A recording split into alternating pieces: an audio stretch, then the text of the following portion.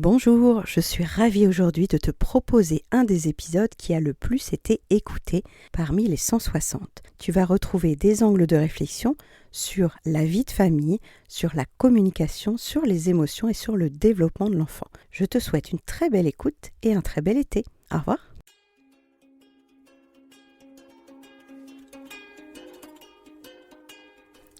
Bonjour, bienvenue sur Les Petits Plus Zen, le podcast pour faciliter et savourer sa vie en famille.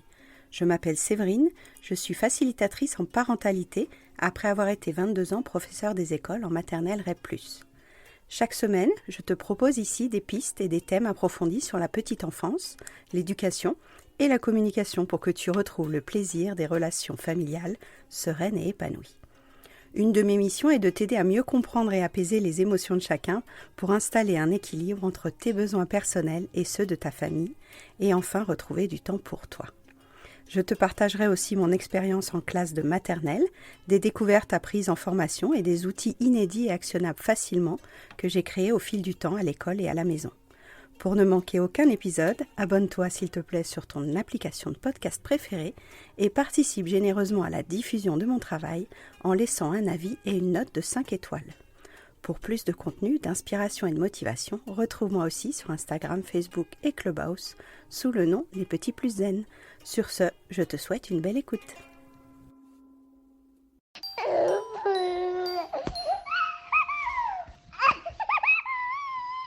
Bonjour, content de vous retrouver avec le mot interdit, le mot rentrée que vous allez entendre partout. Donc ce mot rentrée, il me touche particulièrement si vous connaissez un petit peu mon histoire. Moi j'étais enseignante en maternelle, donc le mot rentrée il est très symbolique pour moi. Préparer la rentrée c'est souvent une belle énergie de reprise, une énergie de vouloir faire des nouveaux projets. Il y a un renouveau, il y a un défi, il y a un challenge. C'est sympa parce que l'idée de rentrer en elle-même, c'est une sorte de promesse de renouveau et de choses qui vont se mettre en place avec d'autres personnes. Donc là, on va parler spécifiquement de la rentrée avec votre famille. Donc comment mettre en place des routines, des rituels pour que ce soit plus léger en famille. Des routines aussi pour vous-même, pour que ce soit plus confortable de vivre une rentrée sereine, sans courir partout pour les fournitures scolaires, la photo de la petite, l'attestation pour le sport, l'attestation pour l'escrime, parce qu'on court dans tous les sens à la rentrée.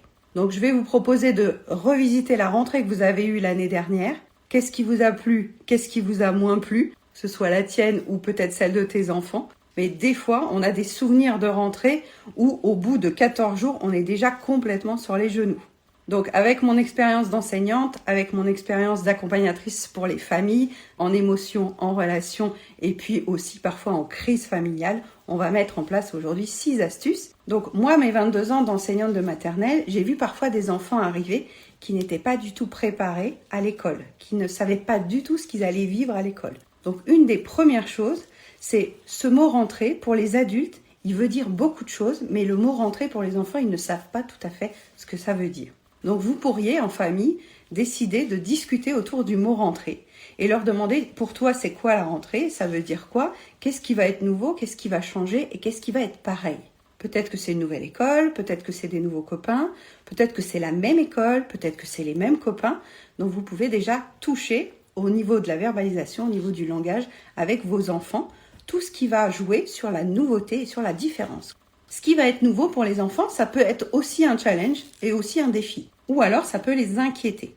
Donc, la première astuce pour cette rentrée, c'est de proposer de poser un dialogue, un conseil de famille, une réunion. Ça peut être sur la terrasse pendant que vous prenez l'apéro. Ça peut être informel.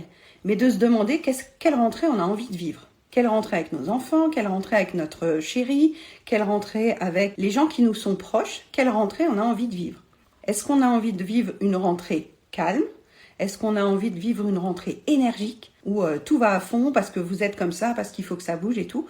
Ou est-ce que vous avez envie de vivre une rentrée où vous subissez un petit peu les événements? Généralement, on ne prend pas trop cette troisième proposition en général. Donc cette rentrée, si vous la voulez énergique, vous allez mettre de côté déjà tout ce que vous avez à faire. Et ça va être vraiment sympa de mettre de côté tout ce que vous avez à faire parce que vous allez pouvoir vous répartir les rôles.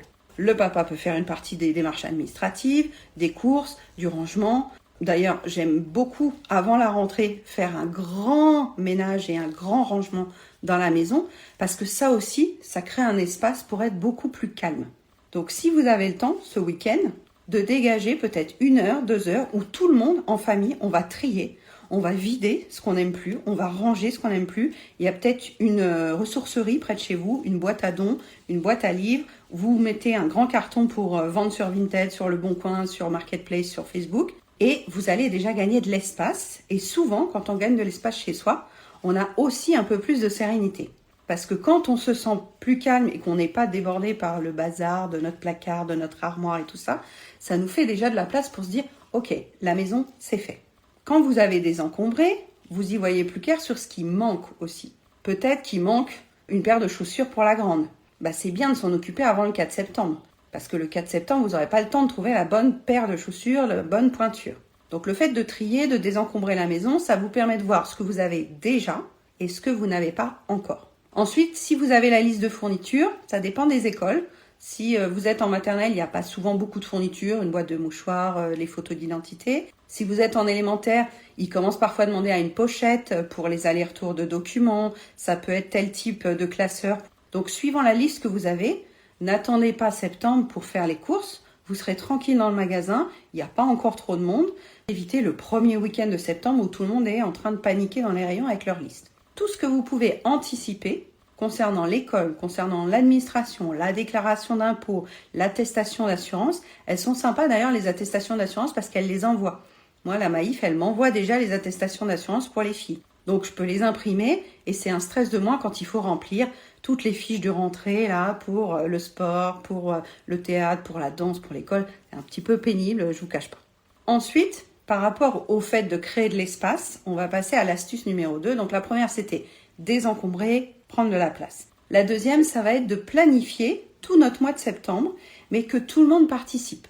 Donc vous réunissez, moi je suis très fan de réunir tous les membres concernés, parce qu'il n'y a pas de raison que ce soit que la maman qui se tape tout le travail. Souvent c'est les femmes qui prennent en charge la charge mentale de la rentrée, et honnêtement, on en a un petit peu marre de prendre tout en charge.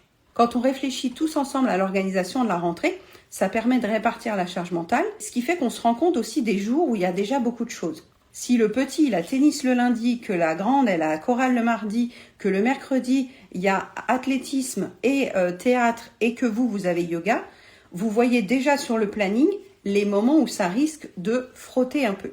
Et quand ça frotte un peu la première semaine, vous pouvez être sûr que avec l'agacement et le temps qui avance, ça va frotter très fort en octobre, au bout de 6 semaines d'école. Donc quand vous allez faire le planning initial, en réfléchissant à quel sport fait le petit, quel art plastique fait la grande. Vous, quel sport vous voulez faire?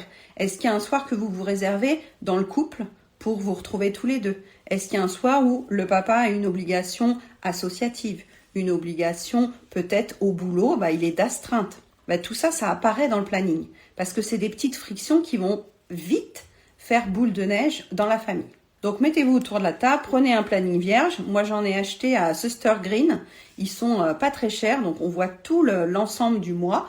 Et vous mettez toutes les obligations qui sont déjà fixes. Si vous avez un mariage le 19 septembre, vous pouvez déjà mettre ça.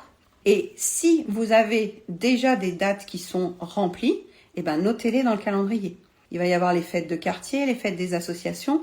Vous pouvez noter que le 10, vous êtes d'astreinte sur le stand de votre association de ping-pong. Parce que ce jour-là, il va falloir anticiper qui s'occupe des enfants, qui va faire les courses, qui fait à manger, qui couche les enfants, etc. Donc ça, c'est pas de la découverte, on sait comment ça se passe. Mais on n'arrive pas toujours à l'anticiper. Parce qu'on est noyé dans le quotidien et on est noyé dans l'habitude de se dire « on verra ». Moi, je suis pas très partisane de « on verra » parce que le « on verra » quand le petit est énervé, que la grande est sur les nerfs, que la femme a pas bien dormi et que votre patron vous saoule, le « on verra », c'est un petit peu cocotte minute souvent. Donc ce on verra, posez-le dans le planning. Qui s'occupe des allers-retours au foot? Qui s'occupe des allers-retours à la peinture? Qui prend sa journée en solo pour décharger? Et qui s'occupe des courses? Qui s'occupe du rangement? Qui s'occupe des factures? Redéfinissez dans votre famille qui est capable de, en fonction de l'âge. Petit à propos sur l'âge de vos enfants, si vos enfants ont 4 ans, ils peuvent coopérer sur certaines choses, comme mettre tout le linge sale dans le bac à linge sale, comme ranger le lave-vaisselle. Il y a plein de choses à partir de 4 ans que vous pouvez déléguer. Votre grande, elle peut s'occuper de pointer ce qu'il y a dans le frigo pour savoir ce qu'on rachète. Associez-les à la vie en collectivité. Associez-les à la charge aussi de la logistique de la famille. Montessori parlait d'ateliers de vie pratique. Et quand on associe nos enfants à la vie pratique, ils deviennent aussi un peu plus autonomes parce qu'ils se rendent compte de tout ce qu'on fait à la maison. À la maison, il y a des tâches invisibles. Les tâches invisibles, c'est parfois ce qui se fait et tiens, la maison est rangée. Oui, mais pour que la maison soit rangée, il y a quelqu'un qui est passé ramasser tout ce qui traîne. Il y a quelqu'un qui s'est occupé du linge. Il y a quelqu'un qui a acheté ce qui me manquait. Donc la charge invisible, on peut la visibiliser. D'ailleurs, j'invite en général toutes les mamans avec qui je travaille à noter tout ce qu'elles font dans la semaine parce qu'elles ont l'impression de rien faire et en fait, elles en font déjà plein. Donc déjà, félicitations à tous ceux qui font dans la maison. Mais là, une rentrée, c'est l'occasion de se dire, bon, on remet à plat les choses. Par exemple, moi, dans mon couple, c'est lui qui cuisine. Et comme c'est lui qui cuisine, c'est lui qui est responsable des courses. Donc ça me fait beaucoup de charge mentale en moins. À côté de ça, c'est souvent moi qui range et qui m'occupe du linge. On se répartit les tâches. Alors, c'est pas complètement innovant, heureusement, c'est dans l'air du temps. Mais voyez où vous en êtes de cette charge mentale mutuelle. Voyez si vous êtes à l'aise avec ce qui se passe jusqu'à présent. On peut très bien décider au 1er septembre que ça va évoluer.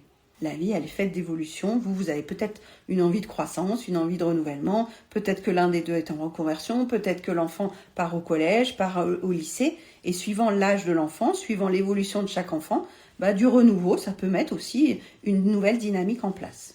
Donc le premier, c'était faire de la place chez vous, désencombrer. Le deuxième, c'était planifier ensemble pour répartir, pour déléguer, pour quelque part se rendre compte aussi de la place libre qu'on a dans le planning.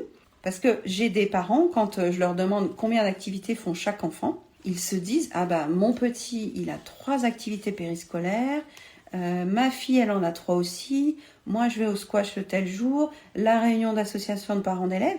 Si déjà dans la semaine, vous avez 8 ou 9 créneaux d'obligation, il faut voir que c'est un stress continuel de tenir la montre, de tenir l'organisation. Donc vous vous mettez en quelque sorte une sorte de boulet au pied d'office. Ça veut dire que votre semaine, sur votre emploi du temps, il y a déjà 9 choses où vous vous sentez obligé d'y aller à chaque fois.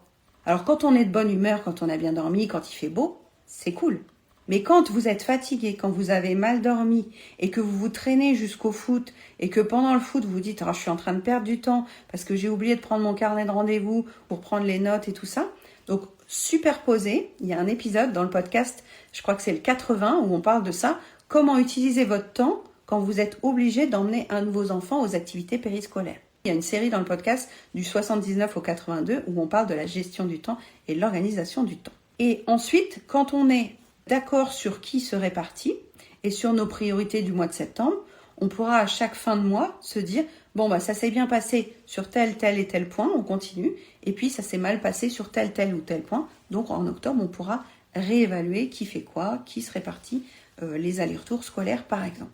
Bien sûr, si vous avez un métier où les horaires sont fluctuants et que vous n'avez pas votre planning d'une semaine sur l'autre, ça peut être plus difficile. J'ai aussi des mamans qui sont comme ça, donc là pour se répartir, c'est pas tout à fait la même fluidité. Ensuite, troisième astuce, alors j'avais mis autonomiser chaque membre de la maison. Donc l'âge de votre enfant, si vous avez fait de l'espace à la maison, vous allez pouvoir lui dire à partir de cette année, surtout s'il a déjà 4 ans par exemple, de 4 à 12 ans, tu vas préparer ta tenue la veille, tu vas penser à ton sac d'école, donc faites le cartable avec lui, expliquez-lui comment on fait son cartable. Quel jour il a piscine? Peut-être que sur le planning que vous avez construit tout à l'heure, vous allez mettre une petite gommette avec un maillot de piscine pour qu'il pense quel jour il doit mettre son maillot de bain. Cette autonomie, c'est une manière de les responsabiliser très tôt. C'est une manière de se libérer de l'espace, nous, pour notre charge mentale aussi, parce que sinon, on pense qu'à tous les petits détails de la famille. Cet enfant qui sait faire tout seul son sac de piscine, cet enfant qui sait faire son cartable tout seul, c'est vous le préparer pour l'avenir, pour qu'il ait moins besoin de vous. S'il se rappelle qu'il a sport le mardi matin, au moment de s'habiller, il se dira « Ah oui, il faut que je pense à prendre mes baskets parce que le mardi, j'ai sport. » Donc au début, on va être un guide pour l'autonomiser sur la temporalité. Il y a aussi un épisode, je crois que c'est le 58, sur leur faire comprendre comment on appréhende le temps. qui est une notion complètement abstraite pour des enfants, donc l'épisode 58. Une fois qu'il est autonomisé pour les vêtements, vous pouvez aussi l'autonomiser pour d'autres choses. Par exemple, quand vous revenez de l'école, quand vous revenez du collège, quel va être l'ordre des activités que vous voulez lui proposer? Est-ce qu'il préfère d'abord jouer? Est-ce qu'il préfère faire ses devoirs? On rappelle que les devoirs sont interdits dans la loi, mais souvent les enfants ont des devoirs quand même ou des leçons à minima à relire. Donc est-ce qu'il préfère commencer par jouer, faire les devoirs en premier, faire le temps de plaisir? Ça peut être lecture, ça peut être sport, ça peut être écran. Est-ce que ce jour-là, il a une activité en dehors de la maison? S'il a piano, il faut compter aussi l'aller-retour. Donc de voir comment il veut s'organiser pour qu'à l'heure de coucher, donc peut-être que vous avez décidé qu'il se couchait à 21h, que tout rentre dans sa frise du temps. Est-ce que d'abord goûter, ensuite sport, ensuite devoir, ensuite plaisir, ensuite peut-être 15 minutes d'écran, ensuite douche? Voyez dans quel ordre il veut le faire. Parce qu'honnêtement, qu'il prenne sa douche avant les devoirs ou qu'il joue avant, du moment que tout est fait et du moment que vous, ça vous convient et que votre enfant est d'accord, vous allez limiter les conflits dans la maison. Parce qu'il se sentira puissant d'avoir coopéré avec le planning que vous allez mettre en place. Ce ne sera pas papa qui décide de tout. Ce ne sera pas maman qui décide de tout. Il va y avoir coopération. Et plus il y a coopération avec votre enfant, et moins il se sentira soumis et toujours en train de suivre les ordres. Eux, ils voient ça vraiment comme du totalitarisme, alors que nous, on le fait parce que c'est pratique de leur dire quoi faire. Si vous voyez les choses comme mon enfant est capable de décider tout seul de certaines choses et de prendre la responsabilité que ce soit fait, il va se sentir content d'être à la fois l'acteur et l'observateur de l'action. Donc si c'est la première fois que vous m'écoutez, c'est peut-être un peu difficile de comprendre tout ça, mais je vous invite à picorer sur le podcast et à voir l'autonomie. Je crois que l'autorité par la coopération, ça doit être l'épisode 99, je crois, où j'évoque tous ces sujets-là, parce que plus tôt on associe l'enfant à des décisions, et plus tôt il voit les causes et les conséquences. Quand on prend tout en charge pour nos enfants, ils ne voient que l'inconfort, que ce soit un autre que eux qui décident. Alors que s'ils commencent à prendre des décisions, ils disent « Ah ouais, non mais la conséquence de ma décision, en fait, elle me plaît pas. Donc la prochaine fois, je déciderai autrement. » Et ça le rend un peu responsable de ce qu'il a décidé.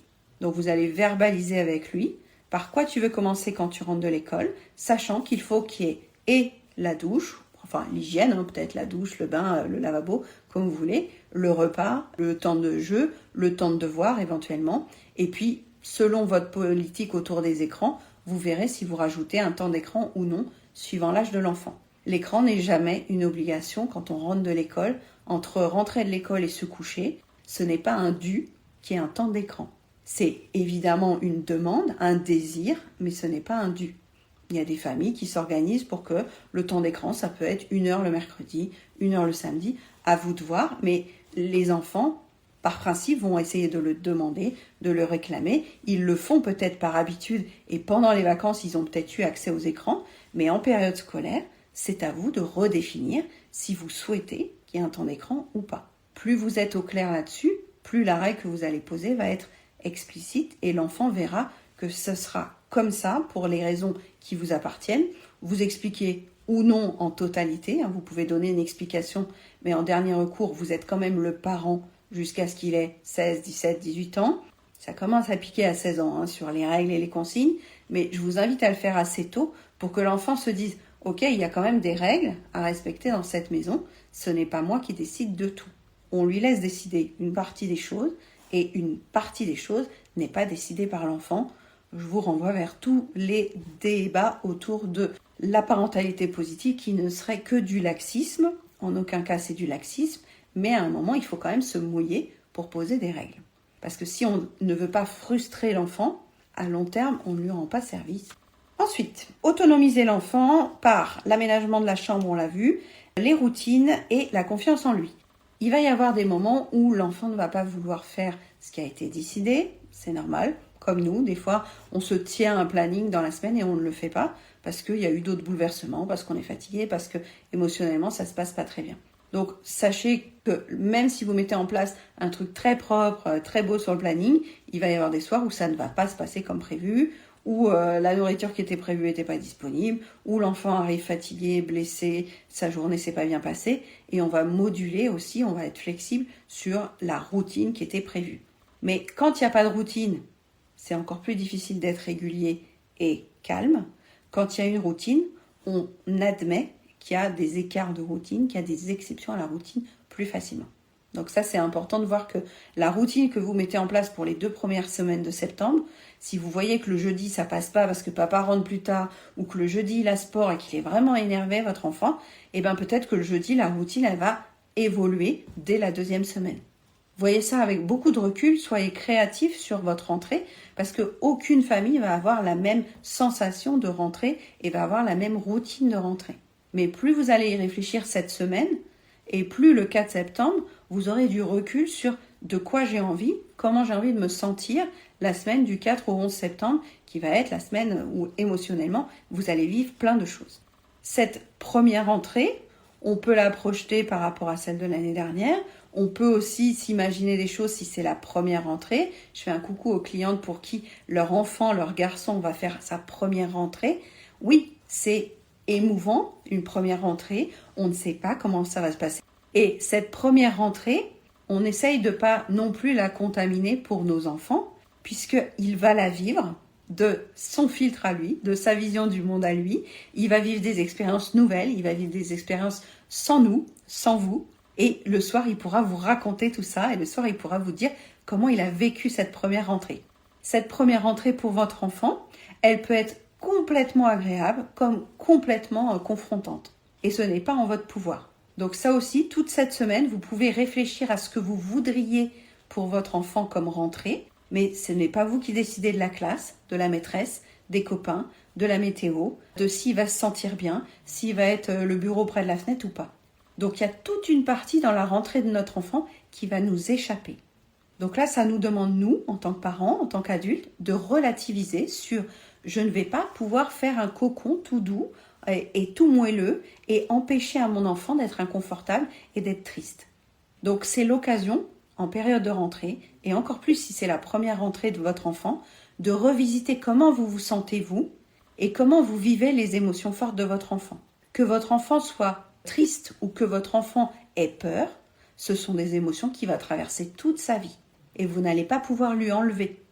Qu'il soit triste le matin au moment de se séparer, qu'il soit heureux de retrouver ses copains, qu'il ait un petit peu peur de cette maîtresse qu'il n'a jamais vue, que ce soit une nouvelle école et que tout soit nouveau, c'est normal. C'est quelque chose qui va être dans sa vie au jour le jour. Et oui, ce jour-là, vous pouvez vous préparer à être plus ou moins stable émotionnellement pour savoir le réguler, le co-réguler.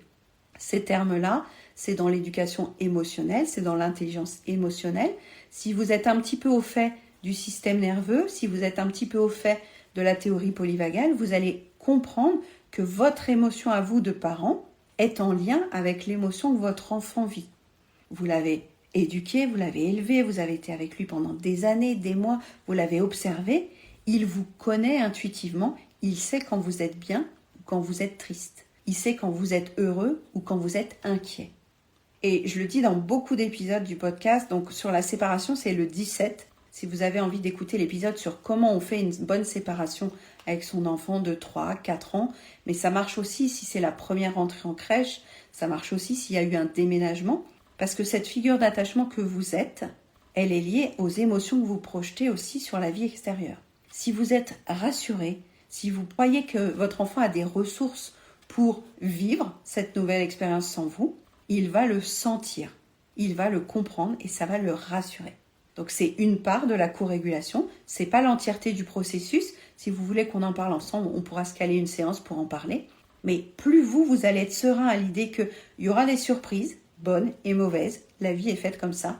Sa rentrée, il y aura des bons moments et des moins bons moments, la vie est faite comme ça aussi. Si vous voulez éviter à votre enfant tout inconfort pendant la semaine de rentrée, ce n'est pas en votre pouvoir. Je sais quand je dis ça aux clientes, ça leur pique un peu. Vous pouvez dire « Ah, c'est pas cool, nous on vient à un live où on veut des bons conseils et on veut pas s'agacer », mais vous ne pouvez pas empêcher les émotions désagréables de votre enfant d'arriver. De là à les provoquer, c'est pas ce que j'ai dit non plus. Donc ne rappelez pas tous les jours à votre enfant que vous devrez partir le jour de la rentrée, que les parents ne restent pas.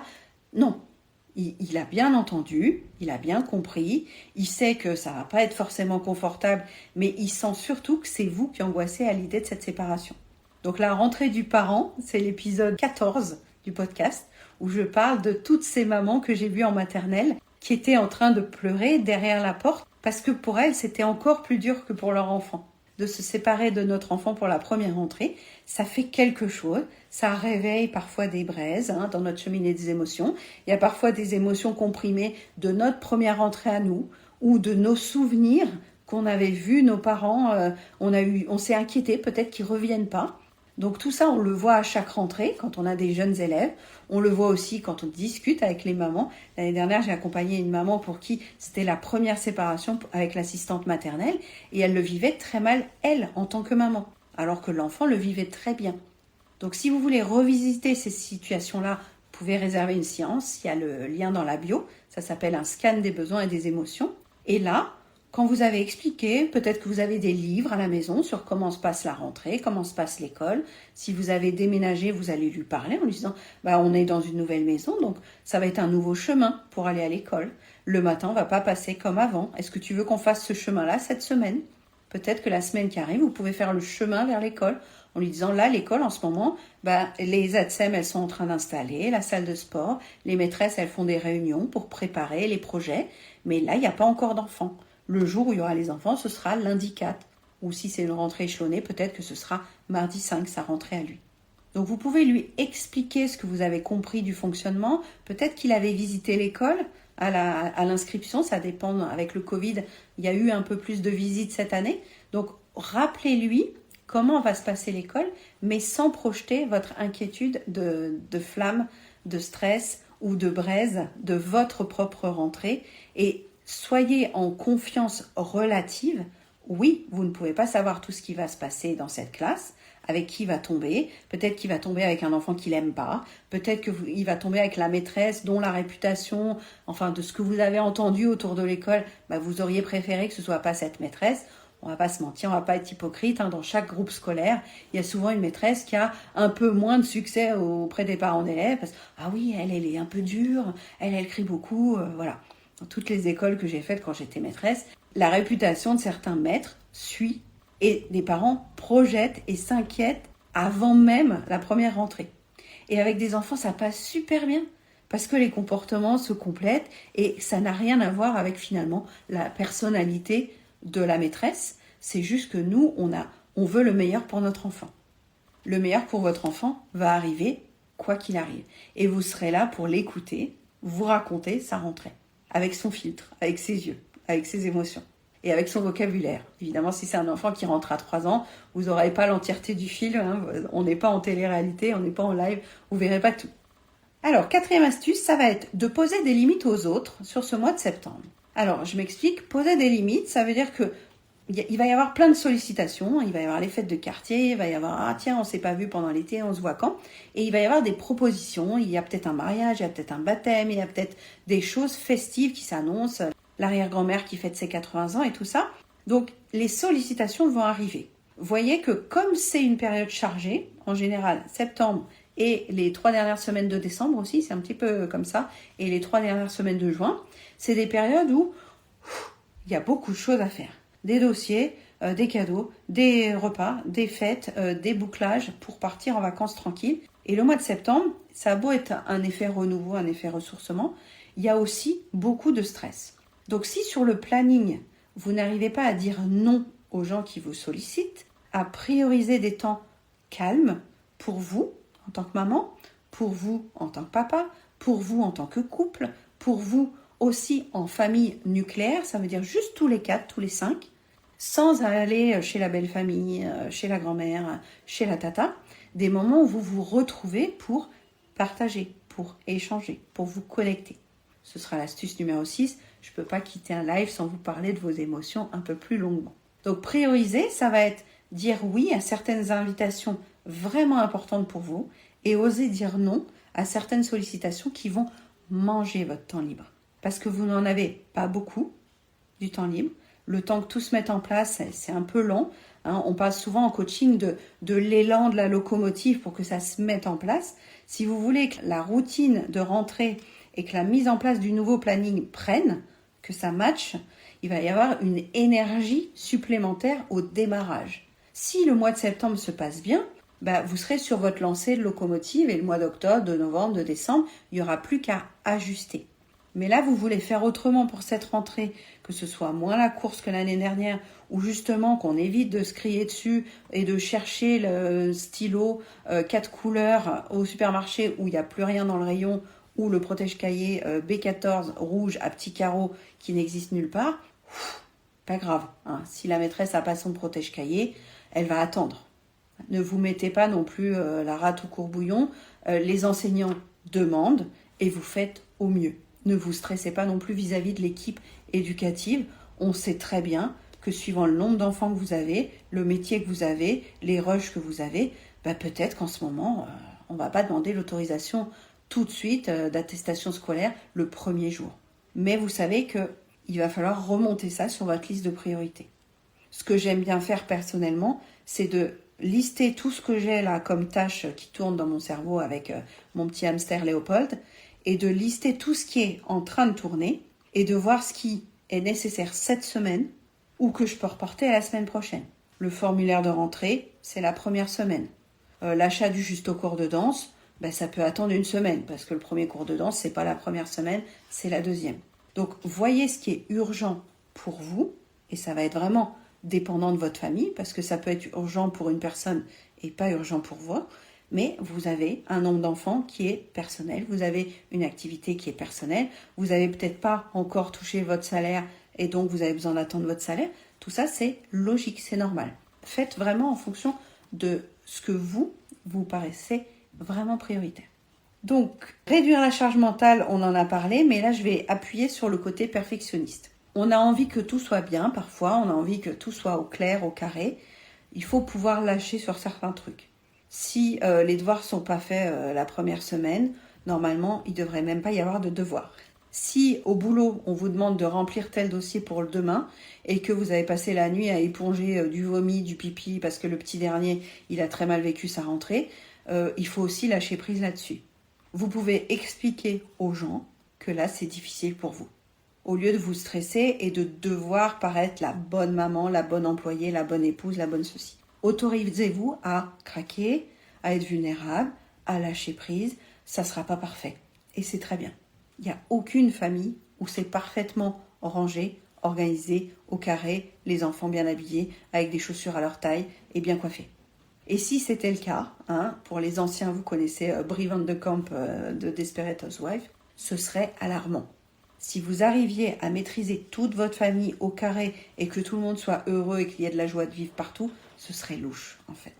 Donc lâcher prise, c'est toujours facile à dire. Ce mot lâcher prise, on le voit dans tous les magazines. C'est un petit peu pénible d'ailleurs de voir « oui, tu devrais lâcher prise, tu devrais te détendre ». Je ne vous invite pas à vous détendre pour vous détendre. Je vous invite à lâcher prise parce que c'est impossible de tenir les exigences qu'on se raconte toute seule. On voudrait être bien sur tous ces aspects-là et on se met une pression supplémentaire qui n'est pas nécessaire et parfois qui n'est pas du tout extérieure. C'est moi qui me raconte que je devrais tac, tac, tac, tac. Voilà, vous avez Siana qui se couche avec les bruits de fond. Donc, le fait est que si vous voulez être parfaite sur tous les domaines pour passer une bonne rentrée, ça va être un stress intérieur que vous risquez à nouveau de communiquer à l'ensemble de la famille. Et vous voulez juste être performante parce que ça vous rassure, parce que vous avez un besoin de pouvoir, de résultat sur votre rayure de besoin. Mais les enfants n'en ont pas vraiment besoin de la perfection. Vraiment pas. Ça, c'est un truc d'adulte, c'est un truc de performance, de productivité. Les enfants, du moment que leurs parents sourient, est détendu, rigolent, va jouer au foot, va à la piscine, les chatouille et puis lit une histoire, ça suffit. Donc, vous n'allez pas devenir le parent idéal et parfait qui n'existe pas et ne mettez pas forcément tout en place pour cette rentrée-là 2023. Parmi les 6 astuces de ce soir et puis les épisodes que vous allez écouter, prenez vraiment ce qui vous paraît bien pour cette rentrée-là. Et puis peut-être qu'en janvier, vous en prendrez 2 de plus. Et puis peut-être que l'année prochaine, vous en reprendrez 2 de plus. Mais parmi le panel de clientes que j'ai accompagnées sur l'organisation de leur rentrée, il y en a certaines qui se disent « j'ai pas envie de courir cette année ».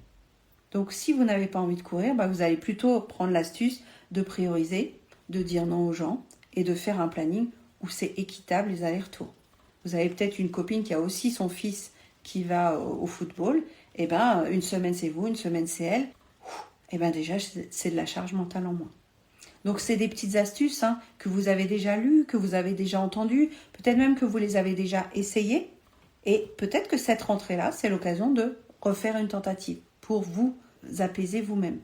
Mettre un peu de créativité, je crois que je vous en ai parlé un petit peu de la créativité, mais chaque famille va mettre en place ses propres routines, chaque famille va être un peu créatif sur sa manière de voir l'après-école, le matin de l'école aussi. Est-ce que le matin, vous allez jouer un petit peu tous ensemble, mettre la musique à fond pour vous réveiller en douceur? Est-ce que vous petit déjeunez l'un après l'autre? Est-ce que vous petit déjeunez ensemble? Soyez créatifs. Il y a des familles où chacun est très concentré, il y en a même un qui est déjà en train de réviser sa présentation pour le boulot.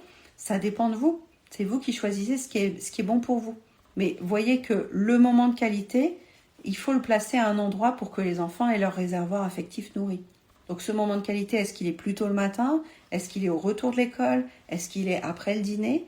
À quel endroit vous allez vous connecter vraiment pour que votre enfant sente à quel point vous l'aimez, sente à quel point il compte pour vous, à quel point vous échangez des expériences. Vous pouvez lui parler aussi un petit peu de votre journée à venir ou de votre journée passée. Vous pouvez lui expliquer ce que vous sentez, ce que vous vivez. Et on arrive gentiment à l'astuce numéro 6 qui est de se connecter profondément avec le vécu de l'autre.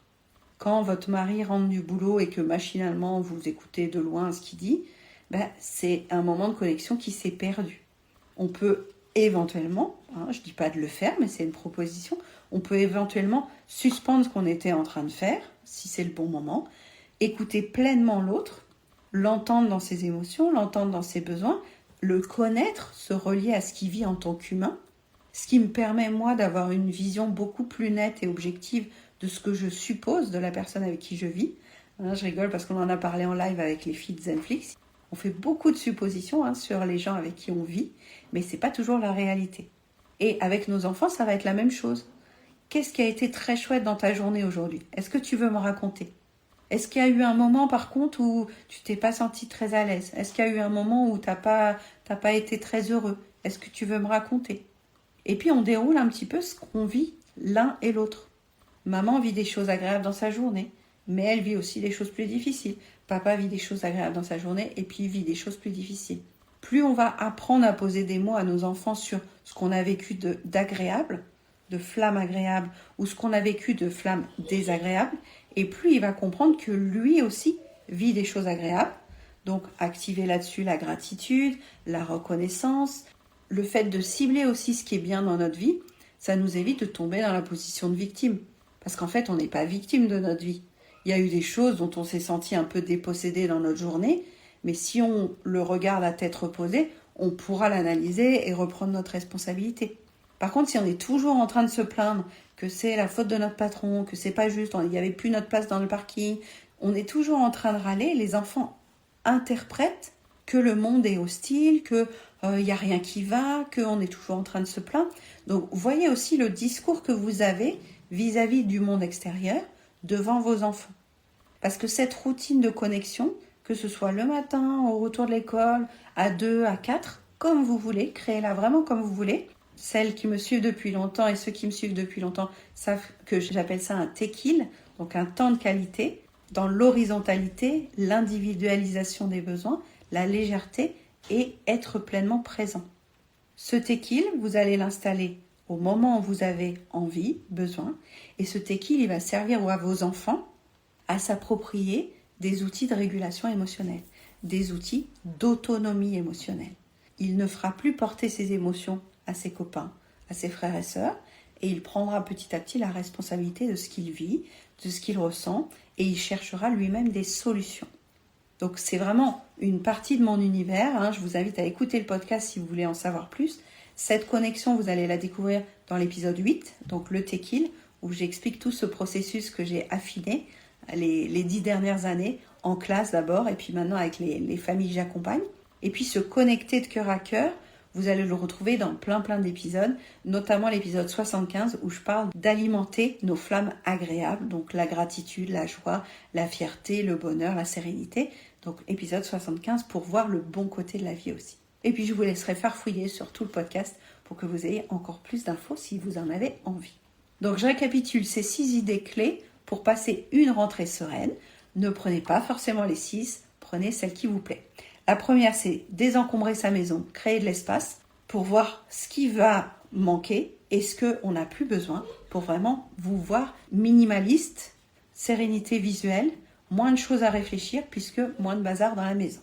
Les abonnés à la Zen Letter savent que je vais parler de Marie Kondo, de Fly Lady. Si vous connaissez déjà, vous pouvez vous faire une petite piqûre de rappel avec la méthode KonMari et la méthode Fly Lady pour désencombrer. C'est quand même génial. Vous avez des pas à pas sur Internet, des groupes Facebook et tout. Puis sinon, vous m'envoyez un message et puis je vous inscris sur la Zen Letter où j'en parle très souvent. Il y a une rubrique sur comment gagner du temps chez soi. La deuxième, c'est créer un planning mensuel pour visualiser les tâches de chacun. Qui fait quoi, qui va où, qui a du temps libre, qui n'en a pas et qui a besoin de se mettre sur le planning du mois. Temps libre pour maman, temps libre pour papa, ou sortie en famille, sortie dans la nature. Matérialiser sur le planning des bulles de recul. Troisième, autonomiser chaque membre. Donc, on redélègue, on répartit et puis on autonomise les enfants. Les enfants peuvent mettre leur linge sale dans la machine, peuvent plier leurs affaires, peuvent aider à mettre la table, peuvent aider à arroser, à couper les feuilles, à balayer. Il y a plein d'ateliers de vie pratique pour que vos enfants soient coopératifs et contributeurs de la maison et de la vie de famille. Ça les autonomise pour plus tard. Et puis vous, ça vous permet aussi de vous rendre compte à quel point ils sont capables physiquement de faire des choses. Donc ça les valorise, ça les responsabilise. C'est gagnant-gagnant pour tout le monde. La quatrième, c'était de prioriser et de poser des limites pour les rendez-vous, les sorties, les propositions, les sollicitations. La cinquième, c'était réduire la performance, le perfectionnisme. Donc, lâchez prise sur ce qui ne fonctionne pas bien et ne faites les choses qu'au niveau d'énergie que vous avez encore. Les jours où vous êtes cuite, vous n'en ferez pas plus et c'est très bien. C'est votre santé mentale, votre santé physique qui passe en priorité. Et si les autres sont déçus, si les autres ne sont pas contents, ce sont des flammes qui leur appartiennent à eux et non pas à vous.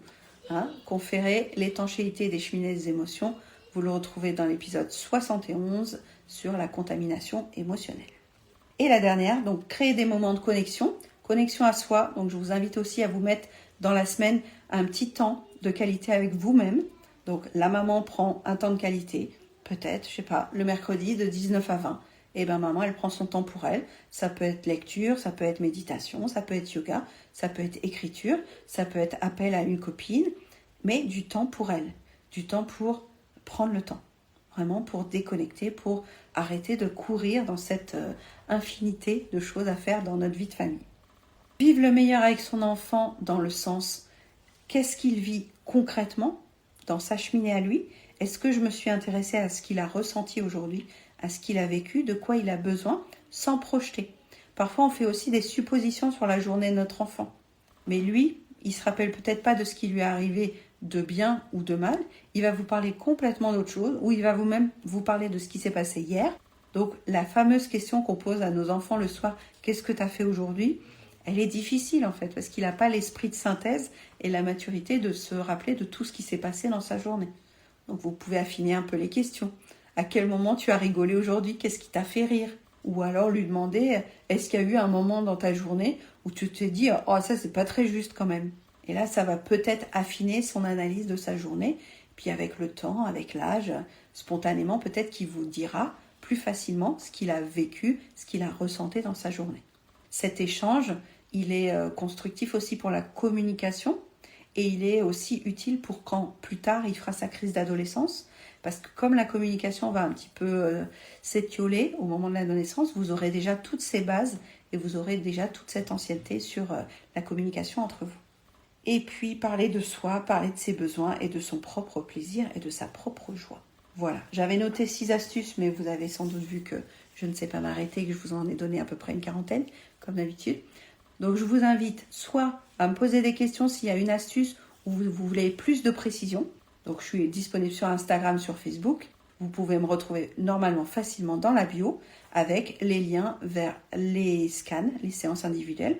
Donc ça peut être ponctuel, ça peut être une seule pour se découvrir, pour voir où vous en êtes de votre connaissance de vos besoins et de vos émotions. Ou si vous voulez aller plus loin, vous allez avoir plusieurs offres. Et puis, il y a un programme qui repartira en octobre, qui va recommencer, qui s'appelle Emotizen, où il y a pareil, des vidéos en autonomie, des lives, et puis un échange dans un groupe WhatsApp. Donc vous pouvez déjà chercher dans ma bio, c'est le parcours Emotizen. Et je vais faire une masterclass. Si vous êtes dispo, je serai contente de vous voir en live. Et sinon, j'envoie le replay à tous ceux qui sont inscrits. Donc il suffit de s'inscrire dans la bio. Je vous souhaite une très bonne soirée. J'espère que ces clés vont t'aider à passer un merveilleux été 2024. Si tu veux en savoir plus, je te donne rendez-vous dans la bio pour savoir quelle est l'actualité. Belle semaine à tous, bon été à tous. Merci d'avoir écouté cet épisode. Tu peux retrouver les thèmes et les épisodes précédents aussi sur lppzen.com/lepodcast. Pour soutenir mon travail, je t'invite à noter, commenter et partager le podcast, notamment sur ton application préférée, comme Apple Podcast par exemple. Ton soutien est important pour moi pour permettre à d'autres parents de retrouver la sérénité en famille. On se retrouve pour un prochain épisode très bientôt et en attendant, prends bien soin de ta cheminée des émotions et de ton arc-en-ciel des besoins. À très vite.